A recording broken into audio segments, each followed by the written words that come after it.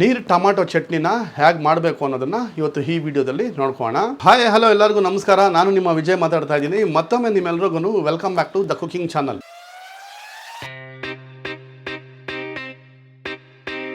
ನೀರು ಟೊಮಾಟೊ ಚಟ್ನಿನ ಹೇಗೆ ಮಾಡಬೇಕು ಅನ್ನೋದನ್ನ ತೋರಿಸ್ಕೊಡ್ತಾ ಇದ್ದೀನಿ. ಅದು ಕೂಡ ನೀವು ಇದನ್ನ ಅನ್ನದಲ್ಲಾಗಿರ್ಬೋದು, ಇಲ್ಲ ದೋಸೆ ಇಡ್ಲಿ ಯಾವ್ದ್ರಲ್ಲಿ ಹಾಕೊಂಡು ಕೂಡ ಬಹಳ ಅಂದ್ರೆ ಬಹಳ ಚೆನ್ನಾಗಿರ್ತಾರೆ. ಮೊದಲನೇದಾಗಿ ಇದಕ್ಕೆ ಬೇಕಾಗಿರುವಂತಹ ಇಂಗ್ರೀಡಿಯೆಂಟ್ಸ್ಗಳನ್ನ ನೋಡ್ಕೊಂಡು ಆಮೇಲೆ ಇದನ್ನ ಮಾಡುವಂತ ವಿಧಾನಗಳನ್ನ ನೋಡ್ಕೋಣ ಬನ್ನಿ. 300 ಗ್ರಾಮ್ ಅಷ್ಟು ಟೊಮಾಟೋನ ತಗೊಂಡಿರೋದು, ಅಂದ್ರೆ ದೊಡ್ಡ ಸೈಜ್ ಇಂದ 6 ಟೊಮಾಟೋನ, 2 ಮೀಡಿಯಂ ಸೈಜ್ ನ ಈರುಳ್ಳಿನ ಚಾಪ್ ಮಾಡಿ ಇಟ್ಕೊಂಡಿರುವಂತದ್ದು, 40 ml ಅಷ್ಟು ಅಡಿಗೆ ಎಣ್ಣೆ, 1 ಟೀ ಸ್ಪೂನು ಜೀರಿಗೆ ಕಾಳು, 1 ಟೀ ಸ್ಪೂನು ಕಲ್ಲುಪ್ಪು, 4 ಹಸಿಮೆಣಸಿನಕಾಯಿನ ಚಾಪ್ ಮಾಡಿ ಇಟ್ಕೊಂಡಿರುವಂತದ್ದು, 2 ಕಡ್ಡಿ ಕರಿಬೇವು, 3 ಟೀ ಸ್ಪೂನ್ ಅಷ್ಟು ಧನಿಯಾ powder, 2 teaspoon chilli powder, ಅರ್ಧ ಟೀ ಸ್ಪೂನು ಸಾಸಿವೆ, ಅರ್ಧ ಟೀ ಸ್ಪೂನು ಅರಿಶಿನ ಪೌಡ್ರು, 1 ಸಣ್ಣ ಕಪ್ ಅಷ್ಟು ಕೊತ್ತಂಬರಿನ ಚಾಪ್ ಮಾಡಿ ಇಟ್ಕೊಂಡಿರುವಂತದ್ದು.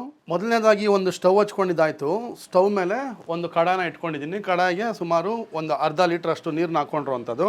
ನೀರೀಗ ಬಿಸಿ ಆಗೋದಕ್ಕೋಸ್ಕರ ಇಟ್ಕೊಂಡಿದ್ದೀನಿ. ಈಗ ಬಿಸಿ ಆಗ್ತಾ ಇರೋ ಅಂಟದಲ್ಲೇ ಇಟ್ಕೊಂಡಿದ್ದಂಥ ಟೊಮಾಟೋಗಳನ್ನ ಈಗ ಇದ್ರೊಳಗೆ ಸೇರಿಸ್ಕೊಂತಾ ಇರೋದು. ಪೂರ್ತಿಯಾಗಿ ಎಲ್ಲಾನು ಸೇರಿಸ್ಕೊಂಡು ಆದ್ಮೇಲೆ ಇದೇ ರೀತಿ ಸುಮಾರು ಒಂದು 10 ನಿಮಿಷದವರೆಗೂ ಚೆನ್ನಾಗಿ ಬಾಯ್ಲ್ ಆಗಲಿ. ಟೊಮಾಟೊ ಪೂರ್ತಿಯಾಗಿ ಬಾಯ್ಲ್ ಆಗಬೇಕು. ಬಾಯ್ಲ್ ಆಗೋದಕ್ಕೋಸ್ಕರ ಇಟ್ಕೊಂಡಾದ್ಮೇಲೆ ಅದ್ರ ಮೇಲೊಂದು ಲಿಡ್ನ ಕ್ಲೋಸ್ ಮಾಡ್ಕೋಣ. ಚೆನ್ನಾಗಿ ಈ ರೀತಿ ಕುದಿತಾ ಇರಬೇಕು. ಈಗ ನೋಡ್ಬೋದು 10 ನಿಮಿಷ ಆಗಿದ್ದಾಯ್ತು. ಪೂರ್ತಿಯಾಗಿ ಸಿಪ್ಪೆ ಸುಲ್ಕೊಂಡಿದೆ. ಈ ಹಂತದಲ್ಲಿ ಸ್ಟವ್ನ ಸ್ವಿಚ್ ಆಫ್ ಮಾಡ್ಕೋಣ. ಈಗ ತಣ್ಣಗಾಗೋದಕ್ಕೋಸ್ಕರ ಇದೇ ರೀತಿ ಬಿಟ್ಕೋಣ ಒಂದು 5 ನಿಮಿಷ. ಆಮೇಲೆ ಒಂದು ಸಪರೇಟ್ ಆಗಿ ಒಂದು ಬೌಲ್ ನಲ್ಲಿ ಹಾಕೋಣ. ಈಗ ಬೇಯಿಸ್ಕೊಂಡಿದ್ದಂತ ಟೊಮಾಟೋನ ಒಂದು ಸಪರೇಟ್ ಬೌಲ್ ನಲ್ಲಿ ಹಾಕೋಣ. ಸಪ್ರೇಟ್ ಬೌಲಲ್ಲಿ ಹಾಕೊಂಡು ಆದ್ಮೇಲೆ ತಣ್ಣಗಾಗಿದೆ. ಈಗ ಇದ್ರ ಮೇಲಿರುವಂತ ಸಿಪ್ಪೆನ ಈಗ ಬಿಡಿಸ್ಕೊಂಬೋಣ. ನೋಡಿ, ಈ ರೀತಿ ಚೆನ್ನಾಗಿ ಬೆಂದಿದ್ರೆ ಸುಮ್ನೆ ಹಿಂಗ್ ಅಂದಿದ ತಕ್ಷಣ ಚಿಪ್ಪೆ ಸುಲ್ಕೊಂಡ್ಬಿಡ್ತಿದೆ. ಒಂದು ಸರಿ ಈ ರೀತಿ ಟೊಮಾಟೊ ಇಂದ ಸಿಪ್ಪೆನ ಬೇರ್ಪಡಿಸ್ಕೊಂಡು ಆದ್ಮೇಲೆ ಇವಾಗ ಸಿಪ್ಪೆ ಬಿಡಿಸ್ಕೊಂಡಿದ್ದಂತ ಎಲ್ಲ ಟೊಮಾಟೋಗಳನ್ನು ಕೂಡ ಒಂದು ಜಾರ್ನಲ್ಲಿ ಸೇರಿಸ್ಕೊಂಡು ಇದನ್ನ ಚೆನ್ನಾಗಿ ಫೈನ್ ಪೇಸ್ಟ್ ಮಾಡ್ಕೊಂಬೋಣ. ಈಗ ಇದನ್ನ ಗ್ರೈಂಡ್ ಮಾಡ್ಕೊಂಡ್ ಬಂದಿದ್ದಾಯ್ತು. ಇದನ್ನ ಒಂದು ಸೈಡ್ ನಲ್ಲಿ ಇಟ್ಕೊಂಡು ಈಗ ಸ್ಟವ್ನ ಹಚ್ಕೊಂಡಿದ್ದಾಯ್ತು. ಸ್ಟವ್ ಮೇಲೆ ಒಂದು ಕಡಾಯಿನ ಇಟ್ಕೊಂಡಿದ್ದೀನಿ. ಕಡಾಯಿಗೆ ಈಗ ಇಟ್ಕೊಂಡಿದ್ದಂತ 30 ml ಅಷ್ಟು ಎಣ್ಣೆನ ಸೇರಿಸ್ಕೊಂತ ಇರೋದು. ಎಣ್ಣೆ ಈಗ ಬಿಸಿ ಆಗಿದೆ.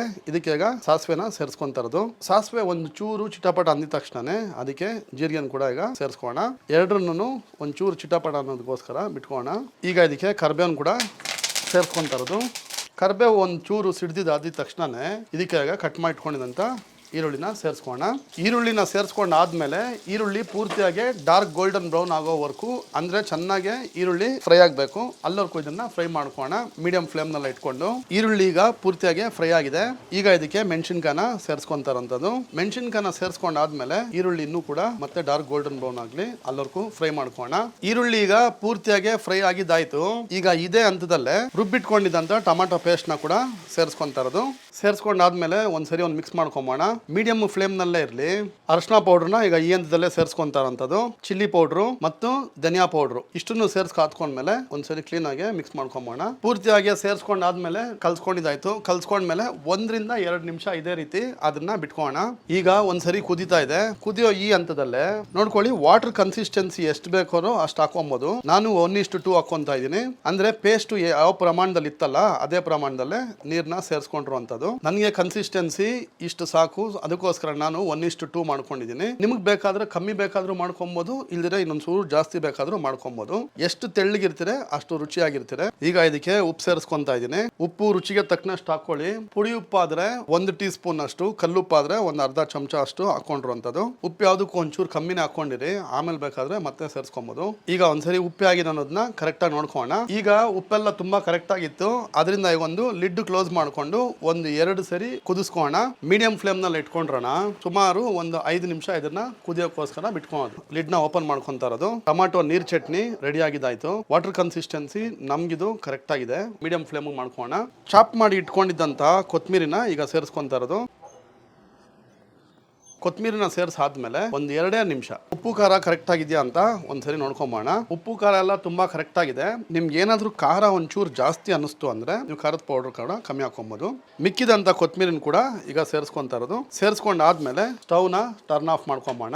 ಇದೇ ರೀತಿ ಸ್ಟವ್ ಮೇಲೆನೆ ಸುಮಾರು ಒಂದು 10 ರಿಂದ 15 ನಿಮಿಷ ಇದೇ ರೀತಿ ಇರಲಿ. ಚೆನ್ನಾಗಿ ಉಪ್ಪು ಖಾರ ಎಲ್ಲ ಸೆಟ್ ಆಗ್ತಿದೆ.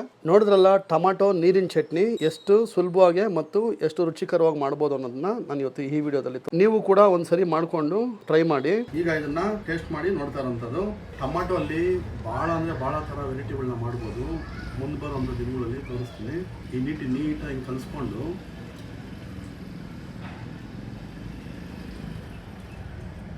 ಉಪ್ಪು ಹುಳಿ ಖಾರ ತುಂಬ ಪರ್ಫೆಕ್ಟ್ ಆಗಿದೆ. One of A best try ಇದು. ನೋಡಿದ್ರಲ್ಲ ಎಷ್ಟು ಸುಲಭವಾಗಿ ಎಷ್ಟು ರುಚಿಕರವಾಗಿರುವಂಥ ಚಟ್ನಿನ ಮಾಡ್ಕೊಬೋದು ಅನ್ನೋದನ್ನ ನಾನು ಇವತ್ತು ಈ ವಿಡಿಯೋದಲ್ಲಿ ತೋರಿಸ್ಕೊಟ್ಟಿದ್ದೀನಿ. ನೀವು ಕೂಡ ನನ್ನ ಚಾನಲ್ ಯಾರಾದರೂ ಹೊಸಬ್ರಾಗಿದ್ರೆ ದಯವಿಟ್ಟು ಸಬ್ಸ್ಕ್ರೈಬ್ ಮಾಡ್ಕೊಳ್ಳಿ, ಮತ್ತೆ ಪಕ್ಕದಲ್ಲಿರೋ ಬೆಲ್ ಐಕಾನ್ನ ಪ್ರೆಸ್ ಮಾಡೋದು ಮರ್ತೋಬೇಡಿ ಅಂತ ಹೇಳ್ತಾ, ಎಂದಿನಂತೆ ನಾನು ನಿಮಗೆ ಮತ್ತೊಂದು ಹೊಸ ವಿಡಿಯೋದಲ್ಲಿ ಸಿಗೋವರೆಗೂ ಎಲ್ಲರಿಗೂ ಟೇಕ್ ಕೇರ್ ಮತ್ತು ಹ್ಯಾಪಿ ಈಟಿಂಗ್.